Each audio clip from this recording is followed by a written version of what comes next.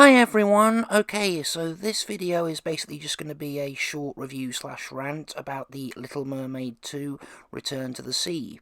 So, The Little Mermaid 2 is the straight-to-video slash DVD sequel of the 1989 classic The Little Mermaid, and I've just watched it and I thought, oh, why not let's do a little rant and review about it here on the channel. So, the plot of the film begins with the birth of, the celebration of the birth of Ariel and Eric's daughter, Melody, it begins in song with the first song in the movie, a duet with all the land characters who are out at sea on their ship, and all the mer people from Atlantica who all come together, and then King Triton appears and comes up to Ariel and Melody and Eric, and presents Melody with a locket that can project a sequence from Atlantica while it plays a song. Okay, but then the party is rudely interrupted by Ursula's sister Morgana, who is one of the new characters for the movie, because it was never mentioned that Ursula had a sister, and she wants to bargain with Triton, either to surrender his trident or she will feed Melody to her minion shark Undertow. But thankfully Ariel and Eric managed to save Melody from her clutches, and Triton miniaturizes Undertow, as in making him a small guppy shark. It was quite funny. And then Morgana disappears, threatening that one day she will come back and she will find Melody. Okay, so yes, and then Ariel's attitude changes, deciding basically to be like her father was, be overbearing to Melody, not allowing her into the sea or even to let her know about her heritage.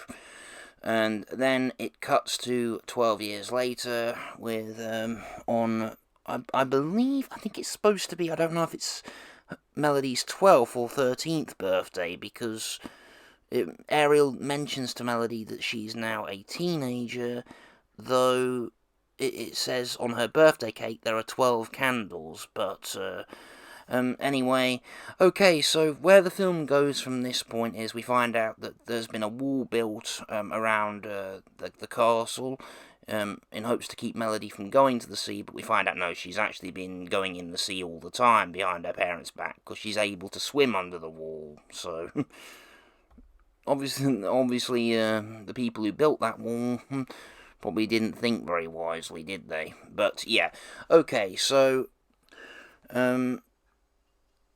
while in the sea talking with Sebastian and Scuttle, Melody actually discovers the locket that King Triton gave, and then was taken back from her because King Triton just dropped it in the ocean. And coincidentally, at her hideout, Morgana and Undertow see through the eyes, I think, of Morgana's manta minions, because she basically has two manta minions as the equivalent of Ursula's minions. The eels that basically she could see what they see through their eyes. Okay, yeah, so yeah, then Morgana devises a plan to use Melody to lure Melody to her, because she's clearly going to get curious when she discovers the secret of the locket, and then Melody runs off out to sea after Ariel's angry with her when she finds out that Melody's found the locket, and has been revealed she's been going out to sea. So Melody goes off in a boat. Morgana sends Undertow to trick her into going to Morgana's hideout, and Morgana reveals her true origins to her. And it turns out that Morgana saved a little tiny drop of Ursula's magic and uses it to turn Melody into a mermaid. And so, yeah, so then Melody's as happy as can be, and she just starts swimming around the ocean, and but then after, and then what happens is, of course, when Sebastian reveals to Eric and Ariel that Melody is missing, then a search party begins, and the undersea, the mer people also join, and Ariel decides to join King Triton in the search on sea for her. So of course King Triton turns her back into a mermaid. And then we get the first song of the movie. Actually, no, not the first song. Sorry, the second main song of the film, For a Moment, which is a duet between Ariel and Melody. You know, each singing about finding each other, and Melody expressing her happiness for now being a mermaid. But then, when Melody returns to Morgana's hideout, it's revealed to her that the magic will only allow her to be a mermaid temporarily, and then to trick Melody further, Morgana reveals that she pretends that she was the owner of Trident's trident and that he stole it from her. So Melody agrees to go and get it for her if she'll make her a permanent mermaid. So then we have Melody trying to find her way to Atlantica, and that's when we meet basically the comic relief duo of this movie. A penguin and a walrus by the name of Tip and Dash. And I have to say that they're really not...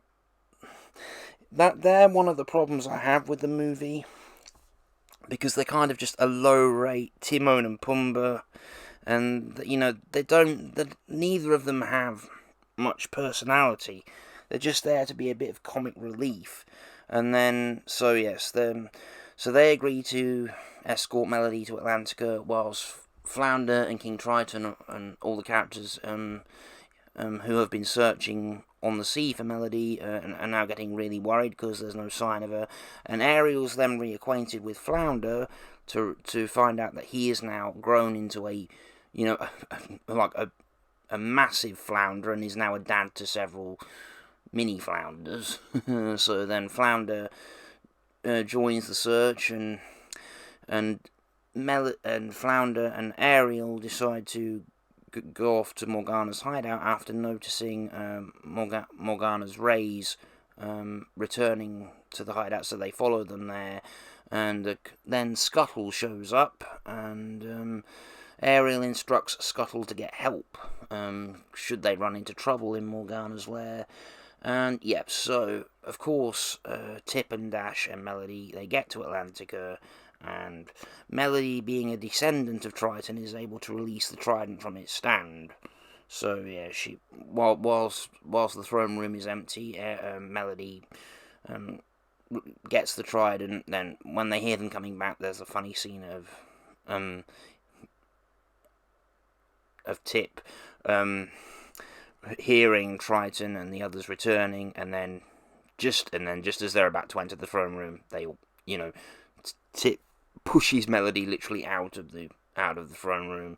So then they make their way back to then each of the characters make their way back to Morgana's lair, and coincidentally Melody arrives pretty much at the same time as Ariel and Flounder. And just as Melody's about to hand the trident over to Morgana, Ariel attempts to stop her, and of course that's when Melody learns the truth about her heritage, that her mother is really a mermaid, and that Ariel's kept the secret from her for 12 years. And then of course Melody gives Morgana the trident, but then of course Morgana reveals her true colours. So and then you get the climax of the film with Morgana trapping Melody, then taking Ariel captive, and then all the characters from the land on the sea unite. Eric turns up, King Triton turns up, and Morgana returns Undertow to his normal size, but Trip and Dash manage to stop him, and they finally feel like heroes, which is there because they've been cowardly and just pulling stunts up to this point. We learn about them that actually get people into danger rather than heroic deeds. But yep, and then at the end of the movie, for the end of the climax for Morgana's defeat, with Melody now restored to being a human because the spell's worn off, she's able to sneak up on Morgana, who builds this massive ice palace and zaps everyone into bowing before her, but Melody's able to climb up the palace and get behind her, grab the trident, and she manages to throw it back to King Triton. And it's not at all a very... This defeat for a villainess is just so bland. Basically what Triton does is encases her in an ice case, and then the ice palace she built just collapsed and basically sinks to the bottom of the sea, followed by her picture of Ursula. I mean, that's a downgrade considering Ursula's defeat, having a broken ship rammed into her. But yeah, and then it's a typical happy ending with Melody deciding to use Triton's trident to dissolve the wall that's divided the palace from the sea, and then that's the end. So Melody, ultimately, what Melody learns is it doesn't matter if she has fins or feet. She's loved for the brave and courageous young lady that she is. Okay, yes. So that's basically the plot of the movie.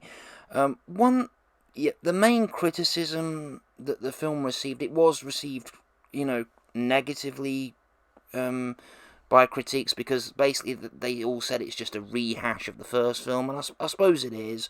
In my opinion, though, this is one of the better sequels, because I remember at the time this was coming out, I'd seen all the trailers for it on earlier videos, and you basically knew if you'd seen the trailer what the plot was. Yeah, that Ariel now has a daughter who has the opposite dream that she did. So you kind of got the idea it's going to just kind of be a reverse of the first film. But the fact that they made certain changes to it, they did make, changes to the plot and the plot at the end. So rather than Melody leaving her family and going to Atlantica, she finds a way to bring them together, which is a nice touch. But on the whole, I find this to be a decent Disney sequel. It's one that I enjoy and one I'm happy to watch from time to time. Most of the straight-to-video or DVD Disney sequel collection I don't find unbearable. There's very few that I generally don't like, but as I say, there's not one I think as highly of as the original or better, but I do quite like them, and I'm happy to watch them when I'm struggling for something to watch. Okay, yes, so and the voice cast of the movie, so most of the actors from the first movie reprise their roles. So returning, you have Jodie Benson as Ariel, Samuel E. Wright as Sebastian, and Pat Carroll, who voiced Ursula in the original film and now voices Morgana.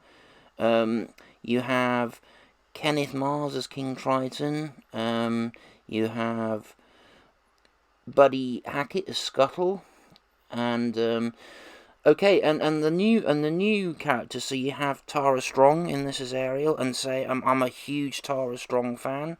But yeah, she does a great job in this. The voice she did was perfect for Melody. The only actor the only original actor from the film, the original film, that didn't return was Prince Eric's actor. And he's replaced by Rob Paulson. I assume, I don't know, it's because he wasn't available. Yep, so on the whole, this is a fairly decent, just a decent enough Disney sequel in my opinion. But, as I say, if you're a fan of the first movie and you haven't seen it, I would recommend that you do give this a shot. If you've seen it and you like it, or if you don't like it, please let us know in the comments. Okay, so this is Lawrence of Disney Magic Nostalgia signing off. Thanks for watching, and I will see you soon. Bye!